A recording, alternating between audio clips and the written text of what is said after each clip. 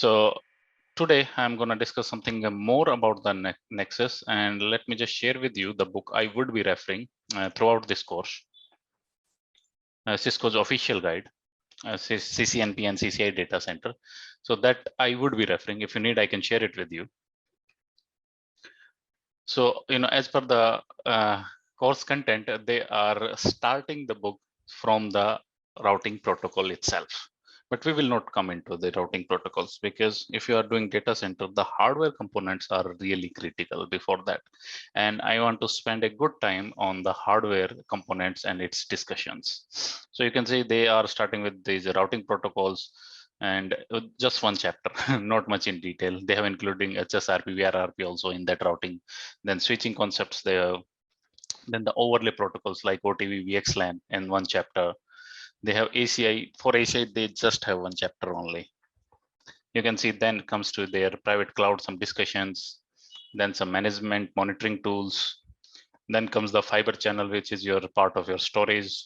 You can see SAN, vSAN, and the protocols used there, fiber channel over Ethernet, and some kind of storage and UCS concept. So they have pretty much limited the scope in CCNP, right? Just one or two chapters for everything.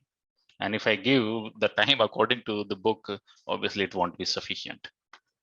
So I will be referring this book time to time, not always, but I would like to go more in depth, more in deep, which is not even mentioned in the syllabus itself. So, that's the hardware architecture, which I will be starting off. And from time to time, I will be jumping, taking the reference from these routing protocols, because these are very critical.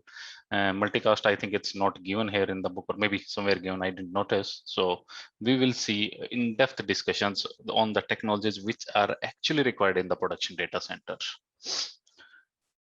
So yesterday, we discussed about the architecture designs. So if I show you something about I think I have made one PPT also. Just give me a second. Yeah, that's the size. Okay, so we saw the legacy data center designs used to be, they used to be in some kind of enterprise. The enterprise is used to keep those data center devices, the applications somewhere in their own premises. But nowadays, people or the companies across the globe have their dedicated data center facilities because they want their data center to be isolated. Until unless it's a very small company, they will have that data center in their own vicinity, or you can say on premises. So the legacy design used to be three-tier architectures. Three-tier architectures, when I say, it means there used to be a core layer where you have your 6500 kind of switches there, catalyst switches only. Then they have distribution layer where they have switches like 4500 or something, which is used for the layer 3 boundary as well.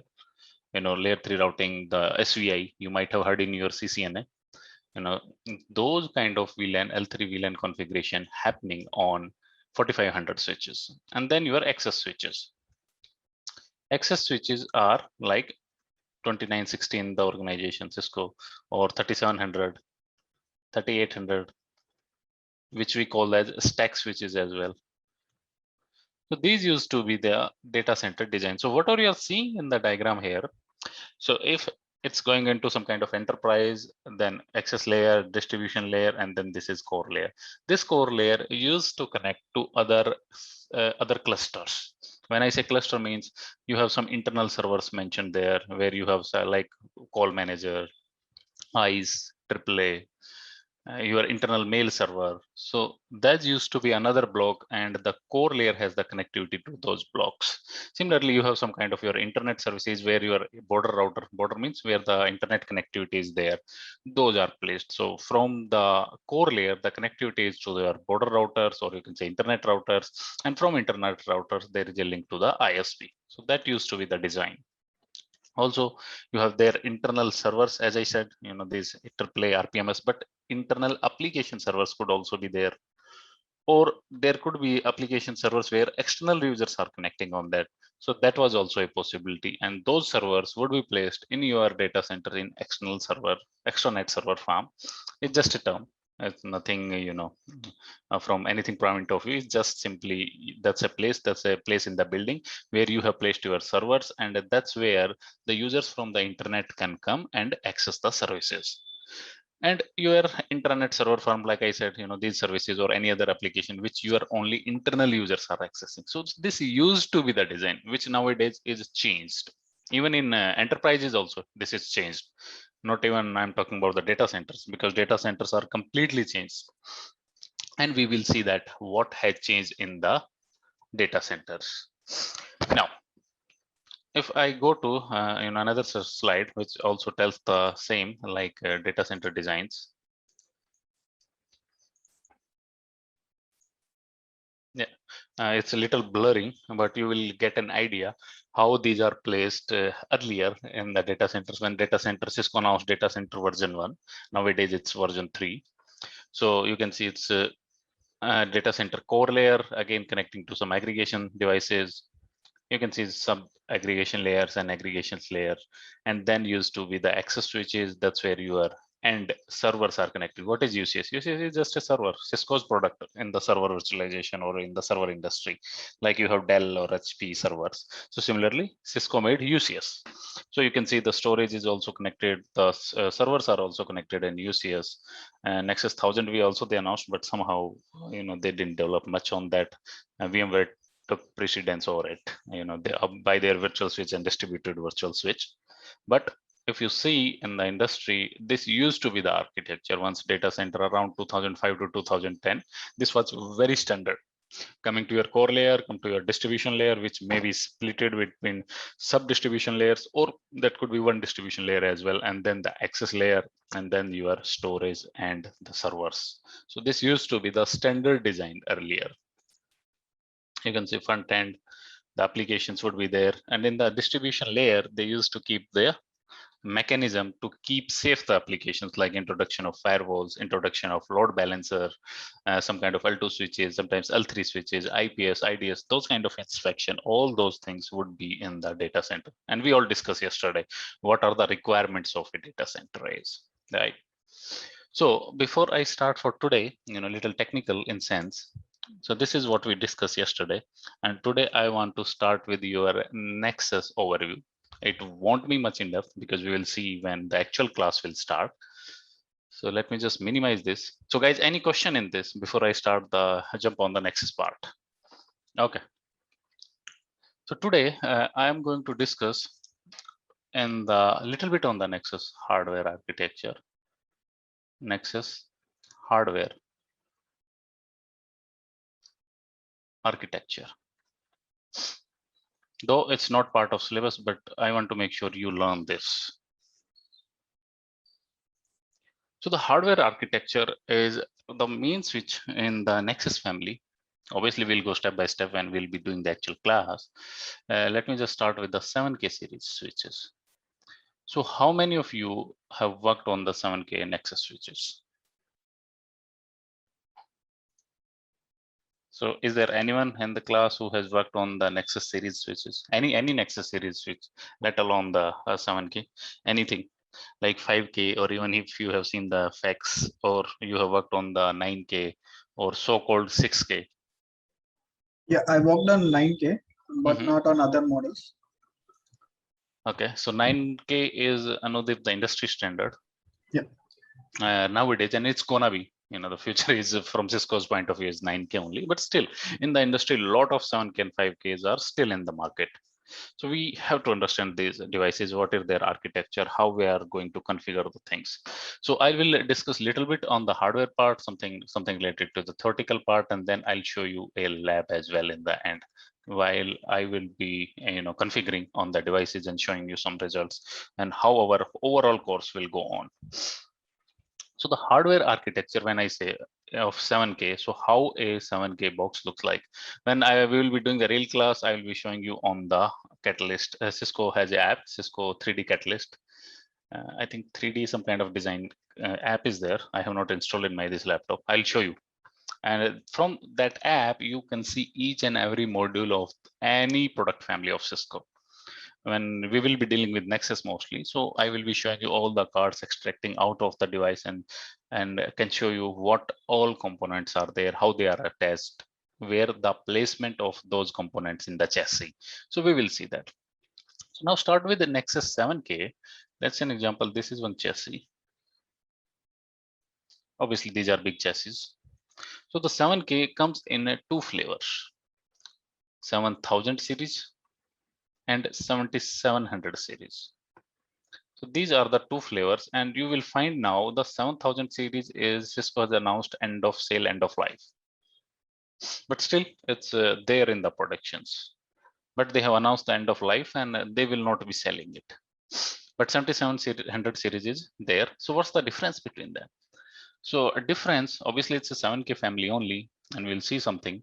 But difference is some of its components. So 7700 is higher capacity than 7K, and what all maximums it has from the 7K we'll see in our actual class. What are the config maximums 7700 provides over 7000 series. Also, this is just the raw family name 7000 7700, but in actual a Nexus card has some line cards, right? Some line cards would be there. Nexus series has some hold on guys, let me just, you guys are asking something me in the chat. Okay, guys, I'll talk to these questions in the end, where you can go to the login, how can you talk to the management. Yeah, Jane, I'll let you know at the end of the course. So don't worry about that. First of now, let's pay attention for at least around an hour, and then I'll take your questions and how to deal or enroll in the course. I don't know all the things what management will tell you, but I'll try to make sure that you get the proper path. Okay, so the Nexus series has these line cards. Also here, the brain of the, you can say, chassis would be there, which we called as a soup engine.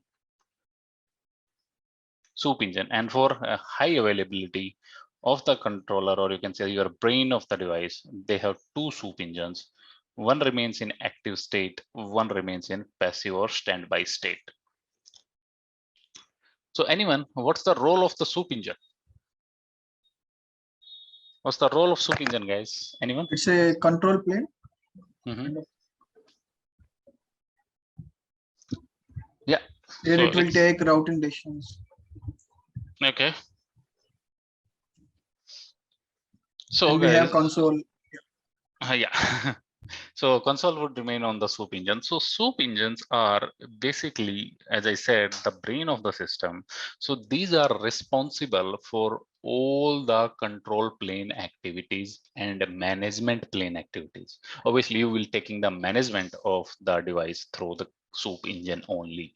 I will show you what all are the components of the soup engine later, but just for the starting point of view, this is the brain which controls or responsible for all the control plane activities as well management plane activities. So what is control plane activities? So I can categorize this plane into three categories, Nexus. So you can see Nexus data can be categorized into three categories. So first, control plane. Second, management plane. And third, data plane. So how to segregate with these planes? What are the management plane? What is the data plane? What is the control plane? So control plane would be containing when Nexus is trying to generate some kind of routing protocol traffic. If routing protocol traffic is there and it wants to inspect, it can go to the control plane. If I talk about like OSPF packets, BGP,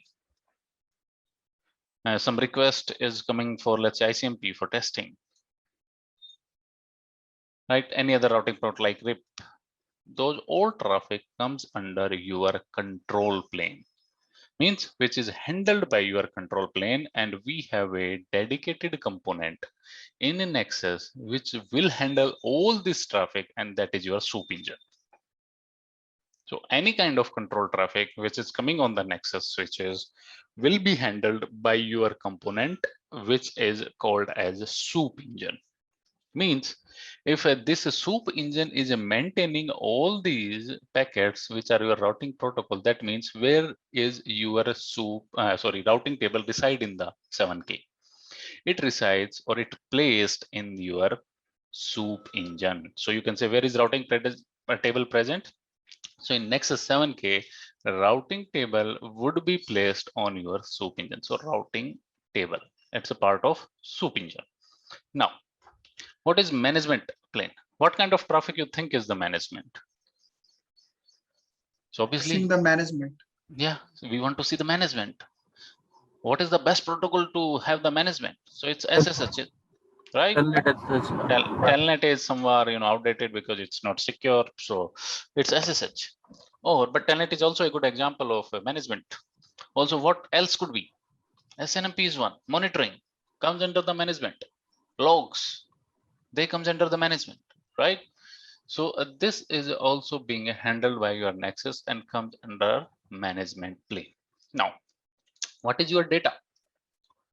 What is the data plane? So what kind of packets would be considered as data plane packets? And user data.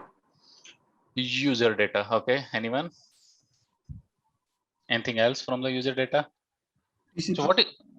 So as you said, user data, that's correct. But what would be there in the user data?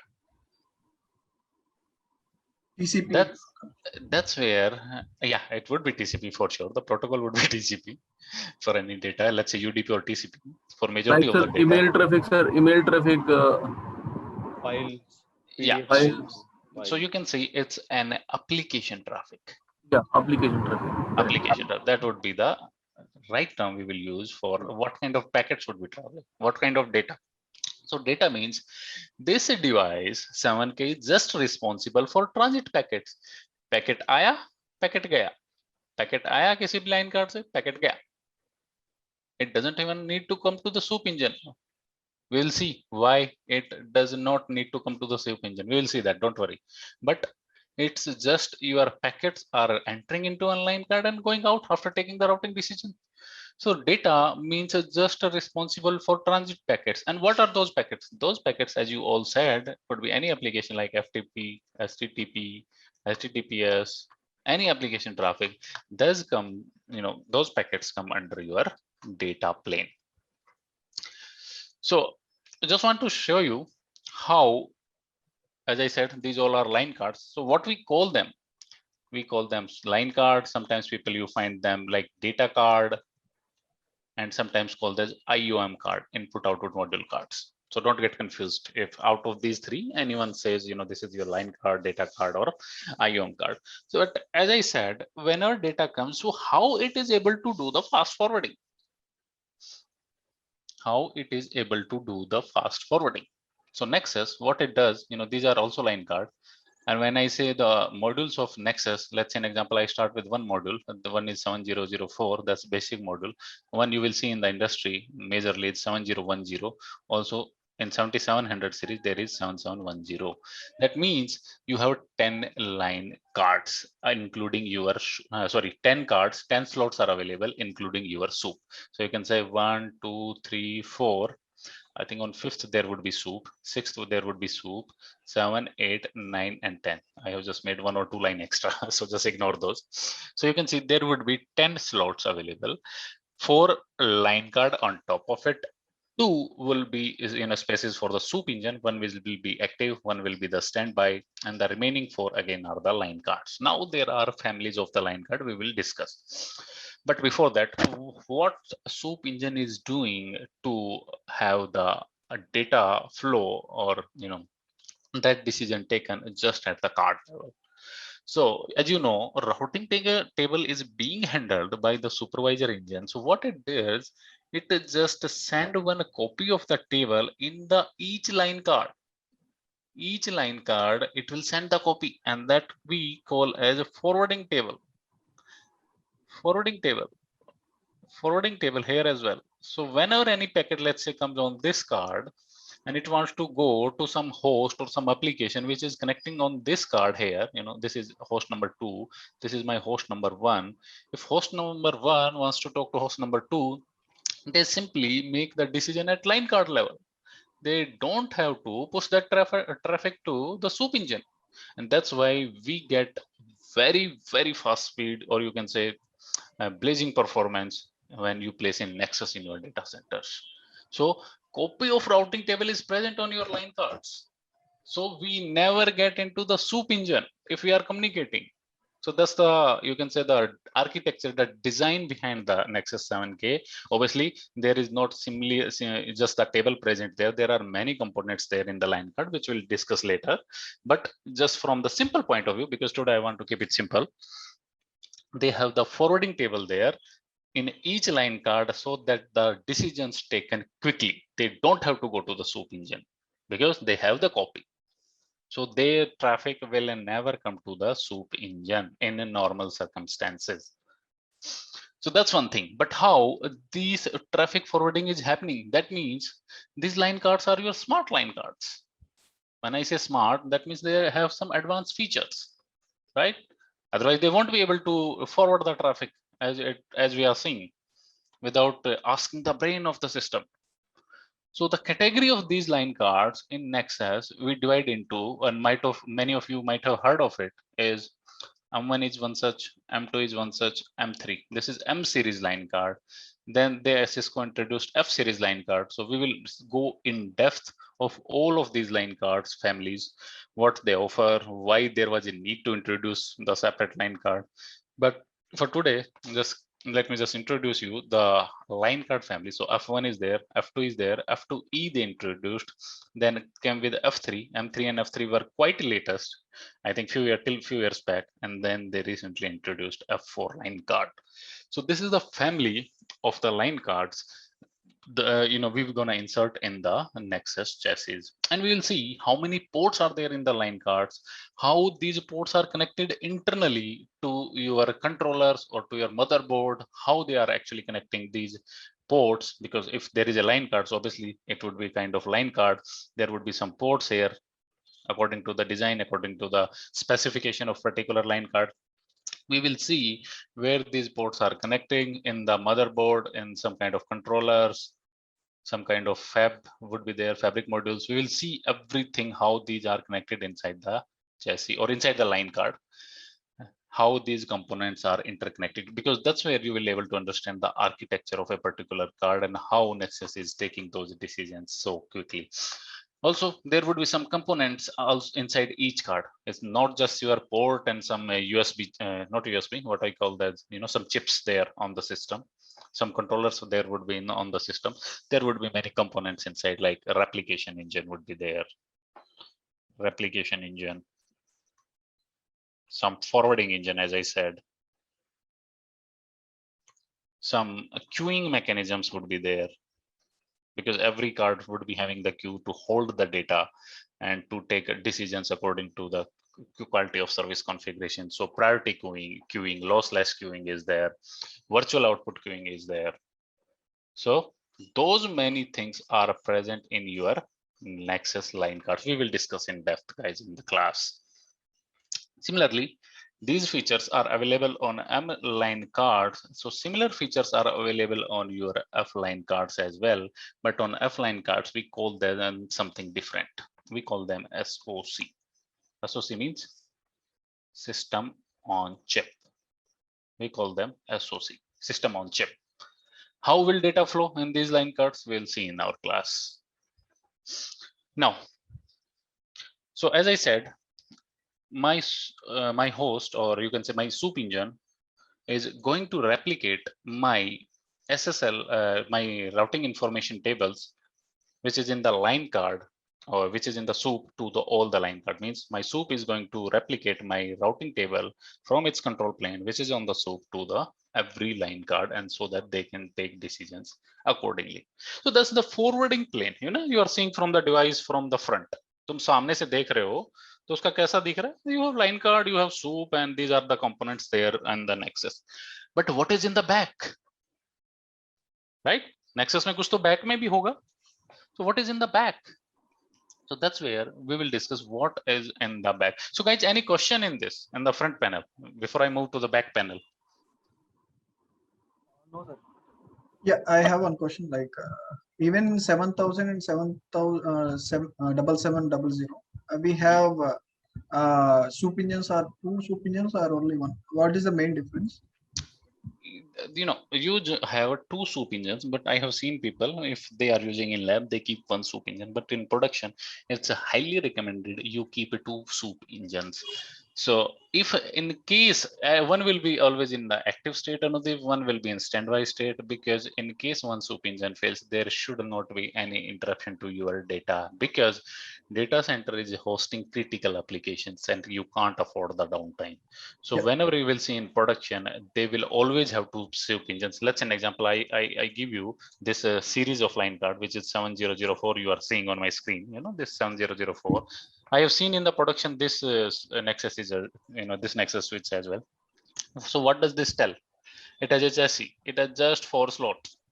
2 are in soup. Soup 1, soup 2. One is active, one is standby. Only 2 line cards are there, but still people are preferring 2 soup engines. Just because you have only 2 line card and the capacity is very limited, but still people use 2 soup engines just in case one soup engine fails. Because the hardware, because that's an hardware, it can fail anytime. You don't know. So the redundancy has to be there, and that's why any product of a Nexus, until unless it's a lab infrastructure or you are just making lab for the students or giving a lab services or some kind of non-critical non-production services, you can keep one soup engine. That will also serve the purpose. No issue in that.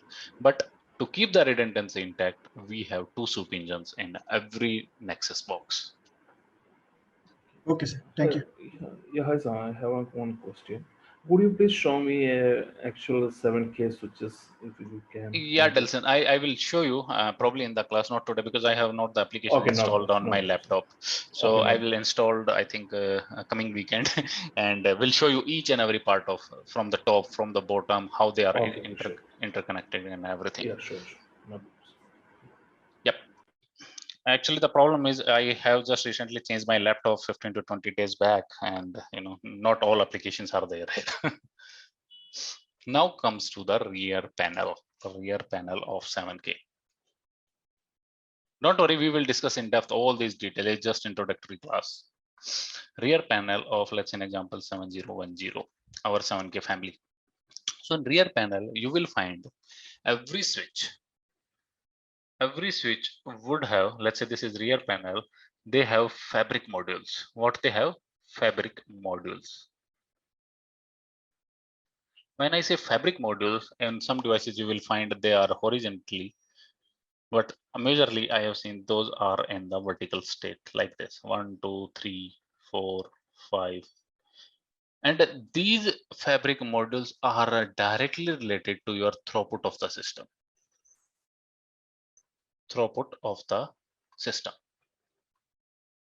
Right? Because तुम किसके लिए खरीद रहे हो? Why are you purchasing these boxes? For high performance, high throughput, right? So who is actually giving the throughput? So these fabric cards are actually giving that throughput in the system.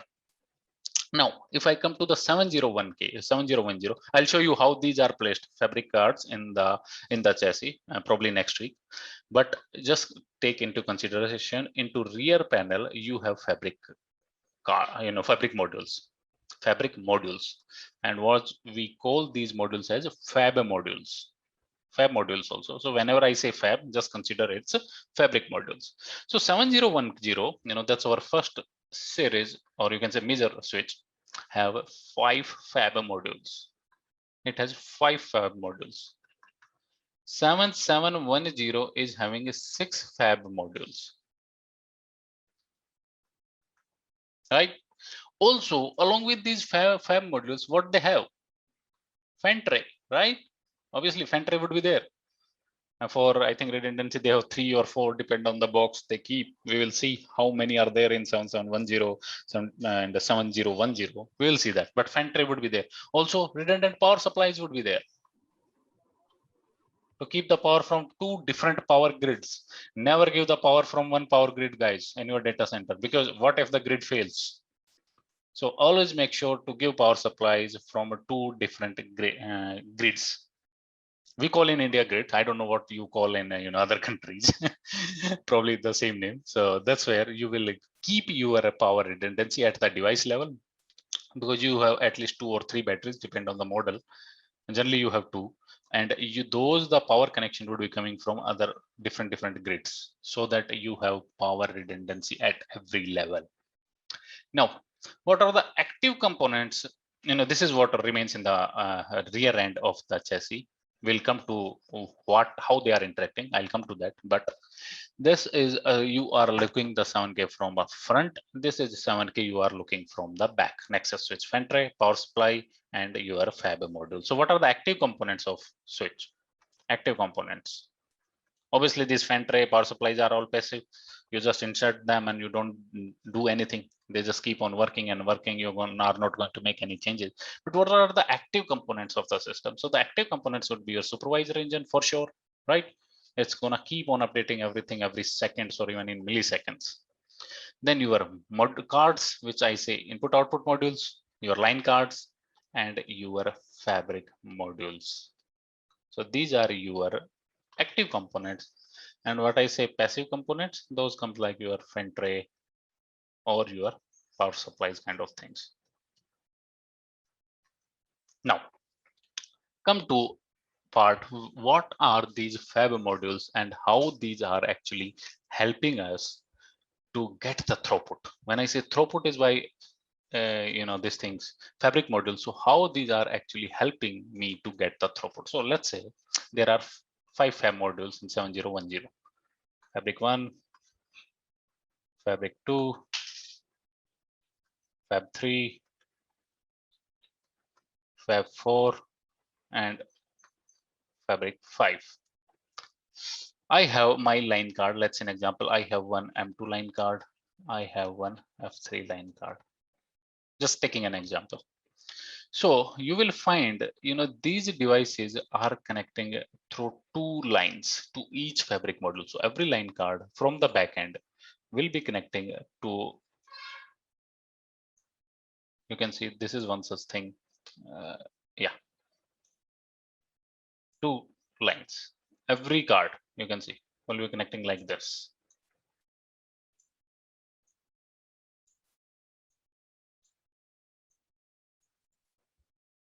Okay, and let me just make it like this. Okay, this is one such thing. Let me just draw on this side. And similarly, F3 would also be connecting like this way only. So let me just make it like 1, 2, 2, 2, again here and here. So that's how your fabric modules are connecting to the line cards in the middle. This is like a kind of bundle, but not exactly, but they work as like a bundle. These things are connecting. They are connecting to each other till here. Now, when a data packet comes, then we will see what a throughput would be the system is, and I'll tell you what the processing would be happening when a packet will come on the line card. So let me just tell you how these are impacting the throughput. So one link which you are seeing here is of 23 Gbps. Depend on module to module, guys. Depend on module to module. If I say 7010, then one this link you are seeing. Currently, I'm using the word link, or you can say Gen 1 cards. This is depend on your card generation. So in a Gen 1 cards, generation 1, because those were earlier, one link here is of 23 Gbps. So how many of you are seeing here? 2. So 23 into 2, that means 46 Gbps. Also, how many fab modules are there? Those are 5.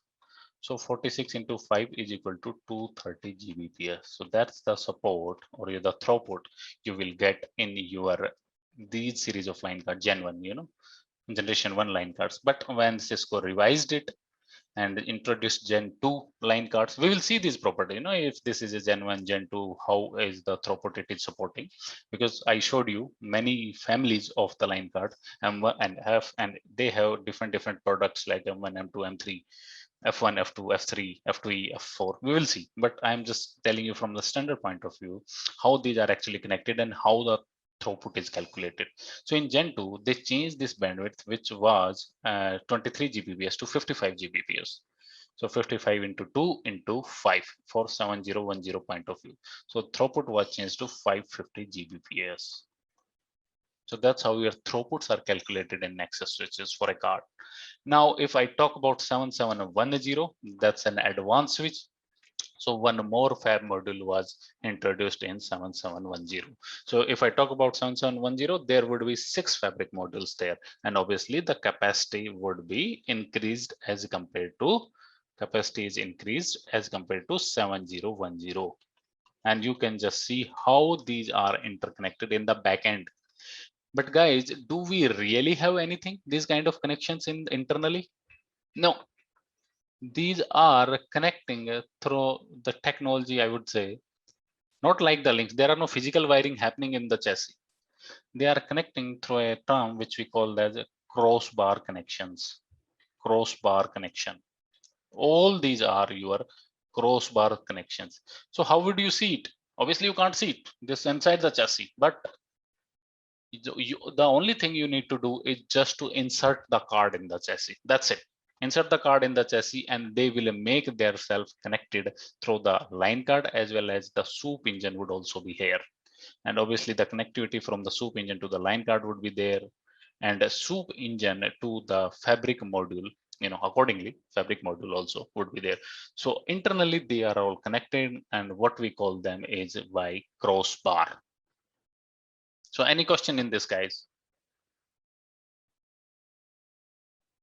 The term M2 and F3 called as data cards, right? Line cards. Line So cards, these yeah. are just the models, whenever we are just starting any version, let's say, Apple iPhone, everybody has Apple iPhone 1, 2, 3. So those are generational changes. So they Yeah, are yeah. just giving high capacity and all those things and introducing new card with new features. Yeah. So that's basically your line card. Yeah. The whole M2 card, like for example, in a line card, if you have 24 ports or 48 ports, so whole 48 ports having this capacity means this whole card, M2 card. Yes. So the Okay. maximum capacity depend on your fabric module of a card, and the maximum they could go like this only. Even if your organization say we have 10 Gbps ports of let's say 100 ports. I'm just giving an example, Yeah, hypothetical yeah. example. So you will say my card has 1 Tbps, but your card actually have 1 Tbps. No, it depend on your backplane capacity. So this is your backplane Okay. in the card, and you cannot go beyond 550 in this generation of cards. So these things are very much critical when you design a network. So how the device is actually supporting from the behind. Okay. So You mean we to say, like for example, this 230 Gbps divided by 24 ports. If we have 24 ports, like Yeah, that? it can be divided by 24, but maximum this card would support 230p. It can't be, one port is having a 50 Gbps, so everybody will have 50 GB. That can be up down a little bit, but the maximum from this card, it could be 230 Gbps only in Gen 1. Okay. I got it, sir. Thank you. Yep. So we can say that 550 Gbps per card and into 8. Okay, that is our total capacity. If it depend on the cards, yeah. If you say 550 Gbps into 8, if there are so many cards of same generation are there, but nowadays they have also increased this capacity as well. Depend on generation to generation, but yeah, if overall you will say they will change it to 550 into, if there are 8 cards. So if we design the network, so we cannot beyond the total capacity, like fab capacity. even if we don't touch that capacity in production, because we keep that buffer. Yes, because you yes. never know when you get the buffering traffic from any of the applications. Yeah, 80-90% So we can say that. Maximum 80-90, but in production I have seen they keep generally around 50-60%, not more than that. No, But if I think that they are considering 70%. So it depends on the yeah, organizations also, because I yes. was working with one organization. They have strict restriction. They don't keep the future things ready. So I have seen even organization when the boxes are reaching till 90% of the capacity. Yeah, it will do that. Yeah. So it's all depend on the organization to organization. Yes. Okay.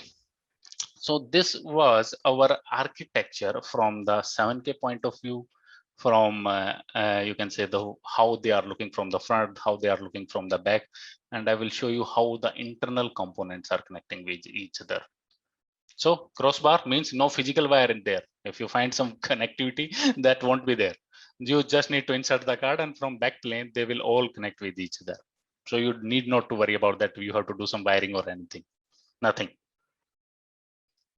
Okay, and as I already said, every line card would have the connection to your soup engine, so that any kind of replication traffic can be forwarded from the soup engine to your line cards, right? We have already discussed that. So this is one thing. So is there some such kind of connectivity? Is there in 5K also, guys? Anyone worked on 5K? Anything like this happened in 5K as well? Have anyone seen how the components or architecture of 5K? Yeah, sir. One question, like the before point which you discussed. Okay, so the soup engines are forwarding the tables to the line cards, right? Yeah. So here, is there anything Fabric is doing, or only the line cards? How the decision is making means line cards is not an intelligent device. Line So cards, right? Anudev, Yeah. these fab modules are just a pool of memory, nothing else. They Okay. are just giving throughput. There is no decision making in that. Decision making is still between the soup engine and the line card only. And line card is also not making the decision. Whatever the instruction it is given to the line card, whatever instruction it is receiving from the soup is just executing. So the Okay. total brain is soup. It is just executing. And what fab is doing is just giving the memory, or you can say the throughput. That's it. So Okay. still the brain of everything is with the soup only. But you said the line card has a copy. Yeah, copy is there. But from where it got the copy? Who made the decision? But Soup. decision making is done by a soup engine only. Yes, yes. It will just execute. Okay. Forward it. Whatever instruction it received from soup, it will just forward the packet. That's Yeah, it. it means the line card have some memory space to take that means whatever is sending by the soup. That's why, I told you in the line card, they have queuing. Okay. All short of queuing, I Yeah, told you, they can buffer yeah. the data and send it back. Okay. Yep. So what about 5K, guys? Let me just clear this. Anyone worked on 5K? Nope. No. Okay, no worries. So 5K, can someone K 5K? Can I relate to 7K as well? So these are two different families, and obviously some difference is already there. 7K is your modular chassis switch. 5K is just your normal modular switch. You will not find card insertions in the 5K. These are just one block, and we will see that how it is different. But it is still modular, which means you can add some components here. When I say modular, like voice card can be inserted here if it is used for those capacity. I'm just giving an example. What is modular means you can add extra features, but it is your fixed line cards is there, like 5596 is there. Yeah, 5572 is one such It is model. 1U or it is Sometimes we call it 2U. 2U. 2U, yeah. But I'm just more concerned about here the architecture. So how this is shown from the behind. So you will see it is almost same, but the capacity wise it is not matching 7K. So capacity wise it would be less. So let me just open my PPT. One diagram I have of this 5K. So you will see how it is looking from behind. Obviously the controlling elements would be there. Those flash memory, soup, CPU would be there. Some kind of ports would be there connecting memory, NVRAM. So those things would be there. I'm now not considering into that, but the internally how it would be connecting is your, these are your SFPs. SFPs means actual ports which are connecting on a 5K. You would be seeing, where you insert the physical cables. But those physical cables internally, the traffic is also passed through the same technology, the fabric. But at this time, the fabric is there in the motherboard itself. So that's the difference in the architecture you will find from 7K. 7K, you have dedicated fab modules, right? You insert those fab modules 1, 2, 3, 4, 5. But in 5K, this fab module is insert in your motherboard only. That's it. Obviously, the connection will be, again, you are seeing the UPC, Unified Port Controllers, your SFPs are connecting to, which in turn connect to your fabric, which will provide all the throughputs in 5K. But the main difference I want to show you here is, here just one fabric, a fab module, and that module will be inbuilt in the motherboard. And that's where the technology is same. The traffic comes to enter into the ports through the help of those fab modules. It will forward the packet, but there the capacity was high because there were 5 or 6, or depend on your organization how many fab modules they need. It's just not you always have to be at your maximum. It's according to your need, but in a 5K that would be inbuilt, and that's why you are seeing only one fab module. So it has limited capacity, limited. It can't go over that or can't give that much of throughput. So small organizations don't need those much capacity. They can go to for the 5K, and we'll see how this architecture is actually there, how these components are there, how the ports are looking, probably in our next classes. Okay,